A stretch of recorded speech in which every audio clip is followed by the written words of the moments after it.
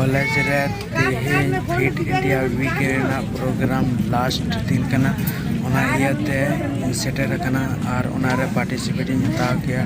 और पे nail दड़िया नोडे अडिगान college कुड़ा कुड़ी ले सेटर कना और फिट इंडिया वीक रेना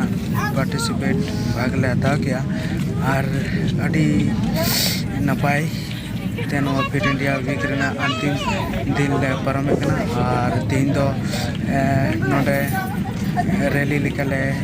शुरू कना जहाँ दो अडिगान स्टूडेंट मेना को सनाम डिपार्टमेंट रेन पटुआ पटवी मेना को नवाले पारम कना नवा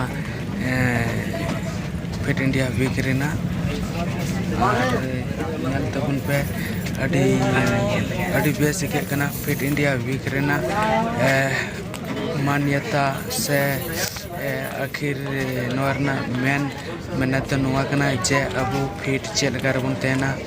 अबू चेक लगा रे नपाय बन तेना और अबू हड़मो निपुण बन दोहे तबना और निपुट बन दोहे तबना ताकि अबू नपायते अब जिंदगी चला मा और नोआ अचुरो कान नोआ दो भिसी आवास कना जहाँ दो वाइस चांसलर जहाँ दो BBMQ रेन कना उनिया आवास कना नोडे दो और पेनेला अचुर कते नितो दो नोडे ले तिंगु कना जहाँ दो भिसी आवास कना आपे पे नेल दड़िया और अडी नपाय